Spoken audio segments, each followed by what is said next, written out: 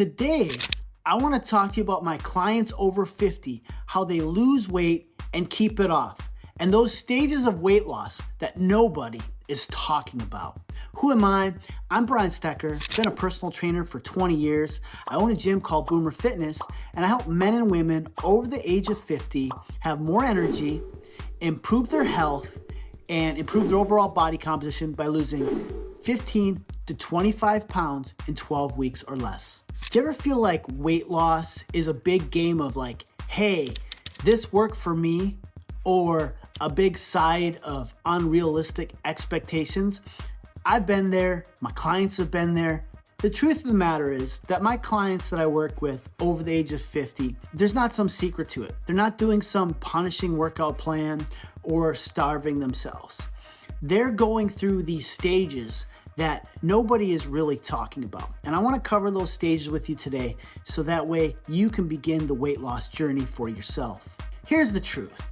My clients that are over the age of 50 that lose the weight and keep it off aren't doing some magical workout plan or a punishing workout plan or some starvation diet. They just understand what stage they're in. And this stage is usually something that most people really don't talk about.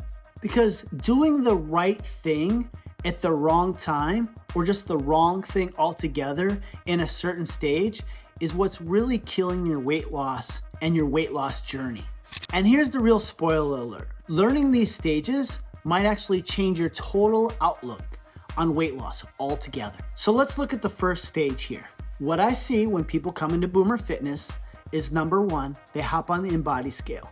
And what I see for women when the printout comes out is that I see that women are over 30% body fat in most cases. Men are over 20% body fat. Now, before you come at me and say, hey, don't use that F word on me, I'm not using that. But what I want you to pay attention to is your body fat is more important than your BMI. So there's two types of fat that we're looking at in this stage. Is you got subcutaneous fat. Subcutaneous fat is just fat below your skin, okay? You can pinch it here. The second fat that we have is your visceral fat. And visceral fat is just fat that's stored over your organs, like your heart, your liver, your kidneys. Now, why body fat is important is that you can have a normal weight and still be unhealthy. You can have heart issues, you can have type 2 diabetes, and I see it all the time. And you can be overly fat and still be skinny. We call it skinny fat. Here's the pro of being in this stage, is society is set up for this. I mean, there's fast food restaurants everywhere, and you really don't have to move very much. Now, here's the real con of being in this stage. You got your type 2 diabetes, you have your high blood pressure, you have your high cholesterol, and that feeling where people always tell me they want more energy, or that feeling of meh. Now, here's how we're gonna escape out of the prison of stage one. In this stage, it's actually pretty simple. Your body wants to actually lose the body fat that you have right now. But the challenge is a lot of times you guys are making it way more complicated. Here's how you're going to escape stage one. The good news is it's actually easier than you think, and your body wants to start losing body fat. The bad news is a lot of us are making it more complicated than it needs to be. You don't need to do a starvation diet. You don't need to cut out the carbs. You don't need to go do marathon Rocky workout sessions every week. What you do need to do, you need to start small.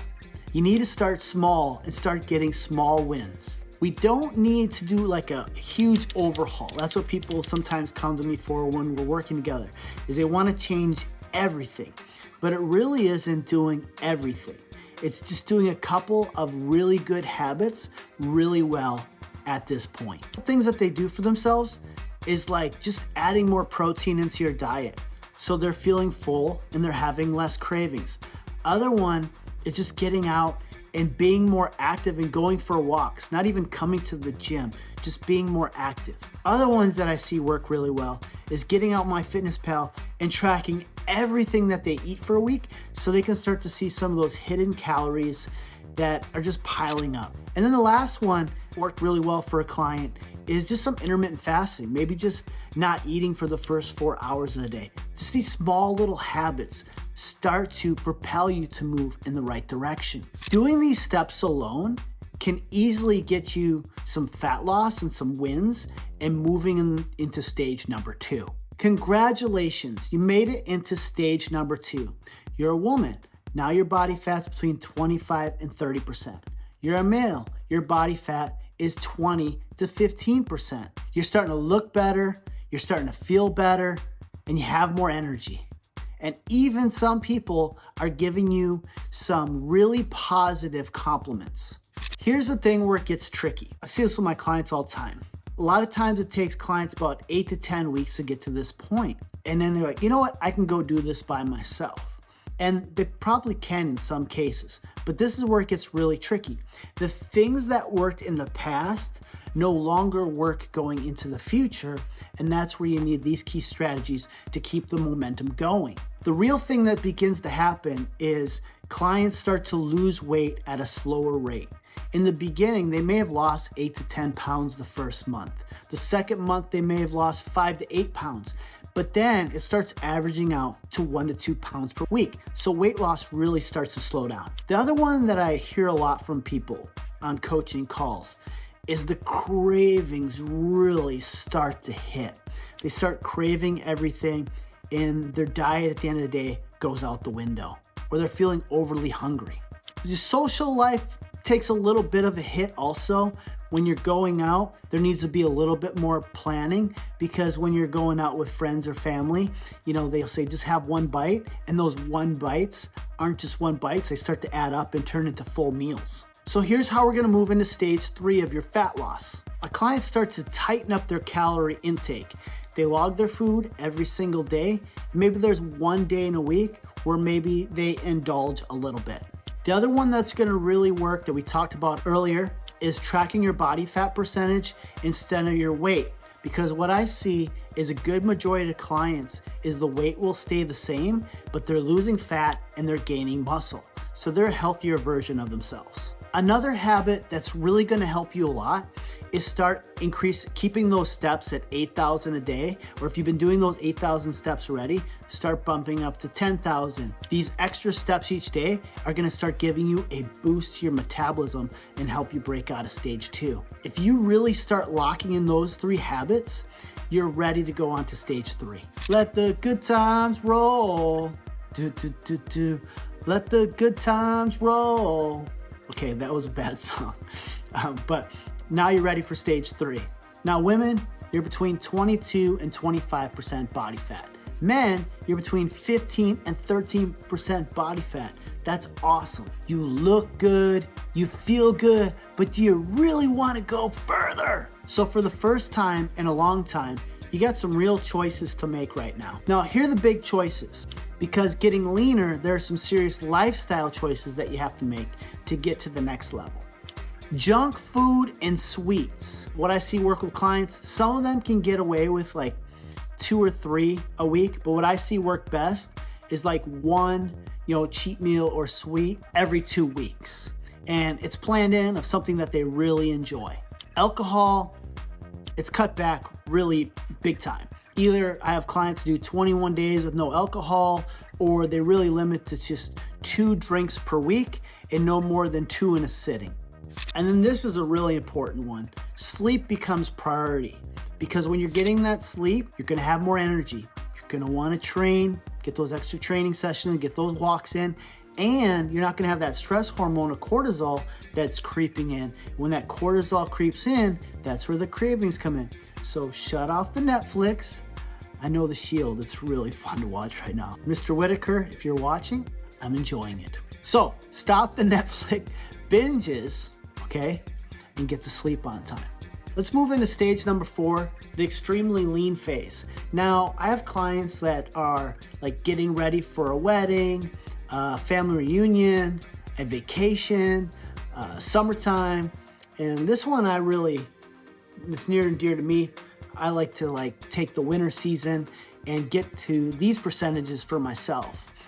For women, we're talking about 20 to 22% body fat. For men, we're talking about 8 to 10% body fat. And this is the athletic territory, but it comes at a real price. Most meals that you're gonna have at this point are going to have to be prepped. I have an air fryer behind me, got my stove, got some Tupperwares. I prep all my meals for the week, and I stick to it 7 days a week. Eating out maybe once a week, and I have a list of foods that I prioritize. Lean proteins, high quality carbohydrates, good fats. But you gotta remember, when you eat out, you're getting an extra 300 to 500 calories per meal. This one, sleep has to be locked in. No more excuses. Maybe on the weekend you can get away with a little bit, but it could throw your sleep cycle out for the whole week. The other one is like your friends and your social circles might change if they don't respect your choices. You know, if you go out and you have friends that like to drink or eat a lot of stuff and you've made these changes, they may try to peer pressure you into partaking in these things. So, you know, you might have to plan around some social events. And then the last thing is you're gonna need a structured resistance training program that are gonna be needed 3 to 4 days per week.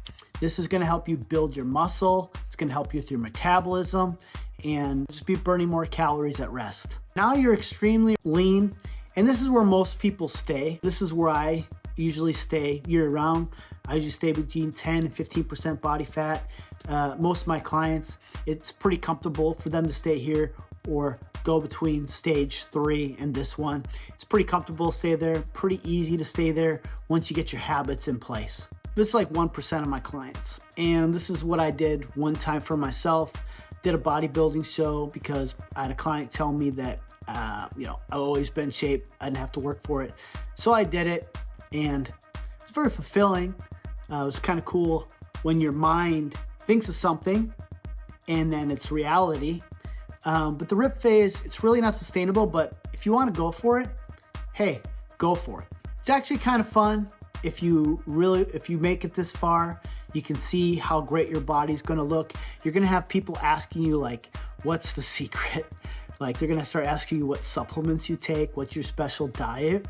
But really, it's something that you started and you've been consistently doing for 16 to 24 weeks, and you just don't miss.